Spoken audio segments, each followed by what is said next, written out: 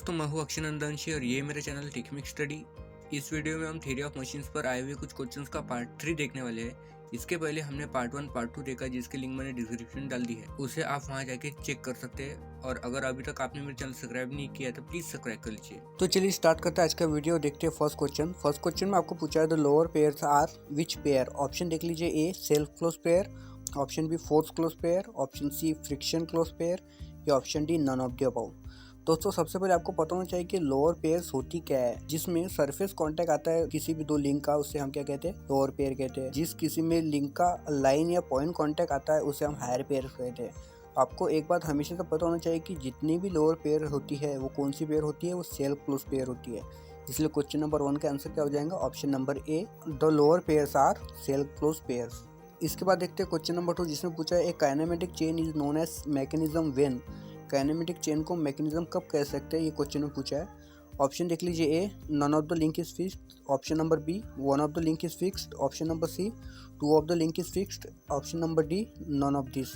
जैसे कि क्वेश्चन में पूछा है कि काइनेमेटिक चेन को हम मैकेनिज्म कब कह सकते हैं। सबसे पहले आपको ये पता होना चाहिए कि मैकेनिज्म होता क्या है। मैकेनिज्म क्या है, जब हम काइनेमेटिक चेन के अंदर के किसी भी एक लिंक को फिक्स करते हैं तब मैकेनिज्म मिलता है। और जब हम हर लिंक को बारी बारी से बदल के फिक्स करते हैं तब हमें इन्वर्जन ऑफ मैकेनिज्म मिलता है। तो मैकेनिज्म होने के लिए one of the links is fixed, मतलब किसी भी एक लिंक का फिक्स होना जरूरी होता है।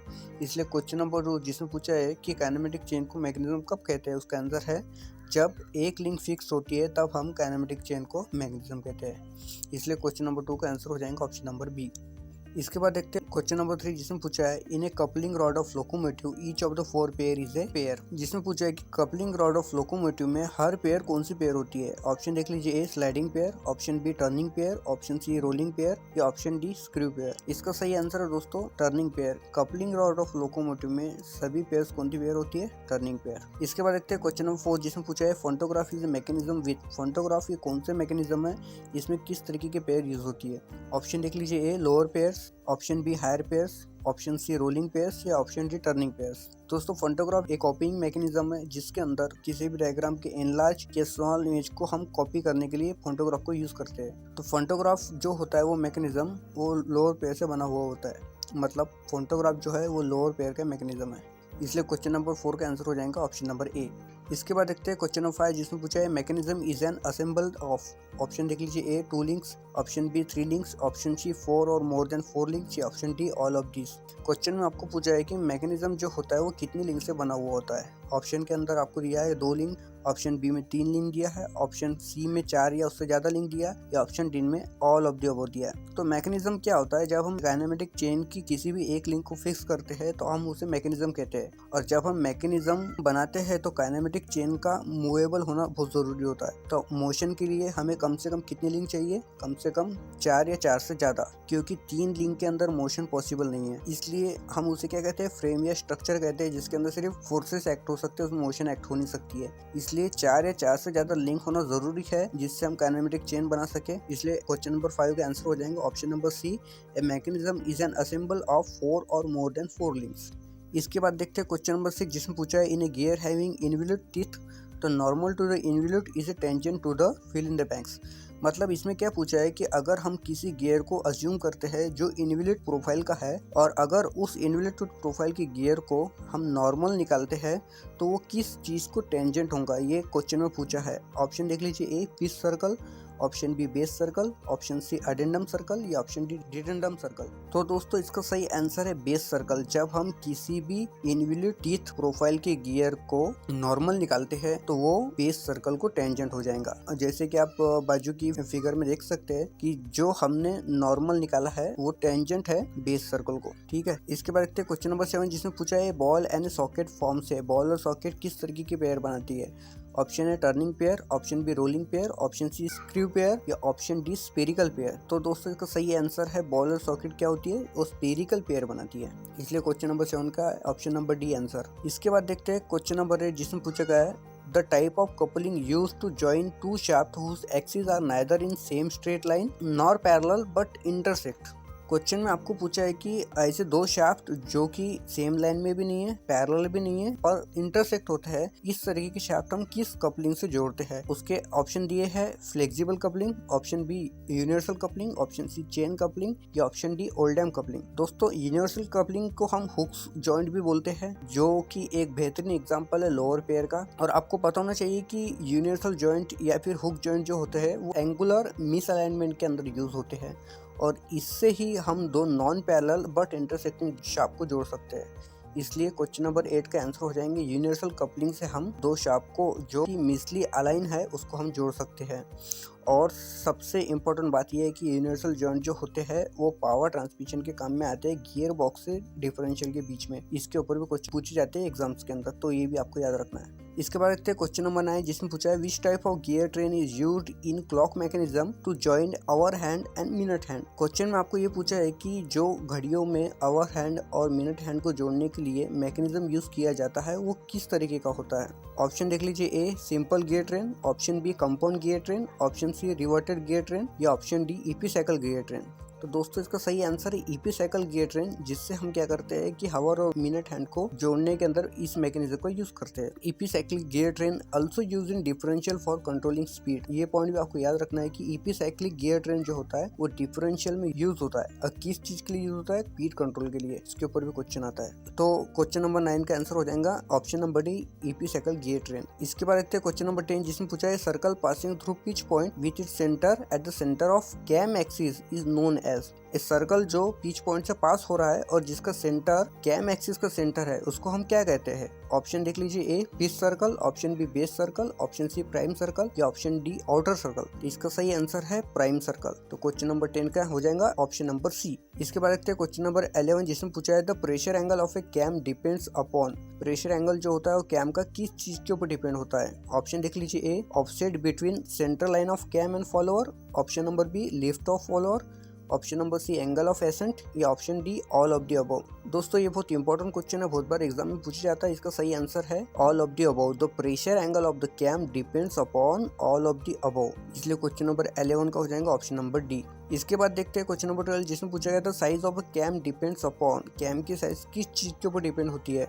Option number A base circle, option number B pitch circle, option number C prime circle या option number D pitch curve. दोस्तों साइज ऑफ कैम किसके ऊपर डिपेंड होती है? बेस सर्कल के ऊपर। इसलिए क्वेश्चन नंबर 12 का हो जाएगा ऑप्शन नंबर ए।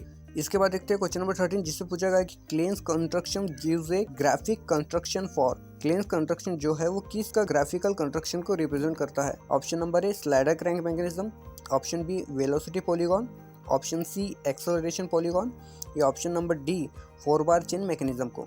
दोस्तों बहुत इंपॉर्टेंट क्वेश्चन है, इसका सही आंसर है एक्सेलरेशन पॉलीगॉन को। क्लेन कंस्ट्रक्शन एक्सेलरेशन पॉलीगॉन को रिप्रेजेंट करता है।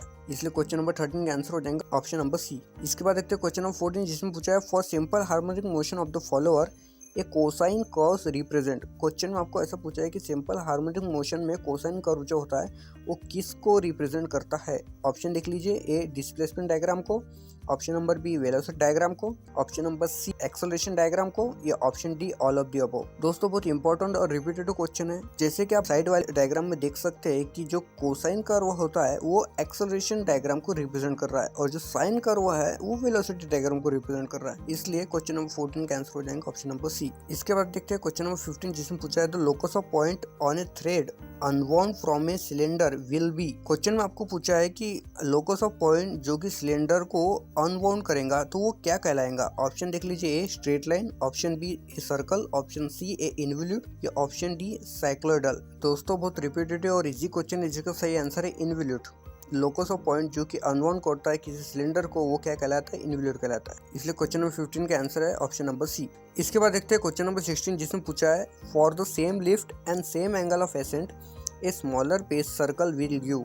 अगर हमारी लिफ्ट और एसेंट एंगल सेम है तो स्मॉलर बेस सर्कल क्या देगा। ऑप्शन देख लीजिए, A small value of pressure angle, option B a large value of pressure angle, option C there is no such relation with pressure angle, या option D something else. दोस्तों अगर lift और angle of accent same है तो हमारा क्या होगा, larger value of pressure angle होगा, इसलिए क्वेश्चन नंबर 16 सही आंसर होगा ऑप्शन नंबर बी। इसके बाद देखते हैं क्वेश्चन नंबर 17 जिसमें पूछा है एक cam mechanism imparts following motion. Cam mechanism कौन कौन सी मोशन फॉलो करता है? ऑप्शन देख लीजिए, A rotating, option B oscillating, option B reciprocating, या option D all of the above. दोस्तों जैसे कि आप देख सकते हैं साइड के डायग्राम में कि कैम जो होता है वो रोटेटिंग मोशन भी फॉलो कर सकता है, ऑसिलेटिंग मोशन भी फॉलो कर सकता है, या रेसिप्रोकेटिंग मोशन भी फॉलो कर सकता है, इसलिए इसका सही आंसर हो जाएगा ऑल ऑफ द अबव। तो क्वेश्चन नंबर 17 का सही आंसर है A cam mechanism imparts all of the motion that is rotating, oscillating या रेसिप्रोकेटिंग, इसलिए ऑप्शन नंबर डी। इसके बाद देखते हैं क्वेश्चन नंबर 18 जिसमें पूछा है the driving and driven shaft connected by Hooke's joint will have equal speed if. Option देख लीजिए, A when cos theta is equal to sin alpha, option number B when sin theta is equal to plus minus tan alpha, option number C when tan theta is equal to plus minus cos alpha, या option number D cot theta is equal to cos alpha. दोस्तों जब हमें driven और driving shaft दोनों की speed equal करनी होती है जो कि हुक्स जॉइंट से कनेक्टेड होते हैं, तब tan theta is equal to plus minus cos alpha होना होता है, इसलिए क्वेश्चन नंबर 18 का आंसर हो जाएगा ऑप्शन नंबर सी। इसके बाद देखते हैं क्वेश्चन नंबर 19 जिसमें पूछा है the critical speed of A shaft depends upon its. Critical speed जो होती है शाफ्ट की वो किस चीज पे डिपेंड होती है? ऑप्शन देख लीजिए, ए मास पे, ऑप्शन बी स्टीफनेस पे, option C mass and stiffness पे, या option number D stiffness and eccentricity पे। तो दोस्तों इसका सही आंसर है मास एंड स्टीफनेस दोनों पे। जैसे कि आप देख सकते हैं कि क्रिटिकल स्पीड जो होती है वो मास पे भी डिपेंडेंट है और स्टीफनेस पे भी डिपेंडेंट है, इसलिए क्वेश्चन नंबर 19 का हो जाएगा ऑप्शन नंबर सी। इसके बाद देखते हैं क्वेश्चन नंबर 20 जिसमें पूछा है footstep bearing and rotor of A vertical turbine forms example of. जो फुटस्टेप बेयरिंग है और रोटर है वो किस तरह का एग्जांपल कंबाइन करते हैं? ऑप्शन देख लीजिए, A incompletely constraint motion, option number B partially constraint motion, option number C completely constraint motion, या option number D successfully constraint motion. तो इसका सही आंसर है दोस्तों पार्शियल कंस्ट्रेंट मोशन, जो कि फुटस्टेप बेयरिंग और rotor of A vertical turbine combine करके बनाती है। तो दोस्तों ये थे कुछ क्वेश्चन जो कि हमने इस पार्ट 3 में डिस्कस किए हैं। इसके बाद भी हम आने वाली वीडियोस के अंदर नए नए तरीके के MCQ डिस्कस करते रहेंगे। तब तक के लिए अगर आपने मेरे चैनल को सब्सक्राइब नहीं किया तो प्लीज सब्सक्राइब कर लीजिए और अपने दोस्तों में शेयर करना ना भूलिए। Thank you very much.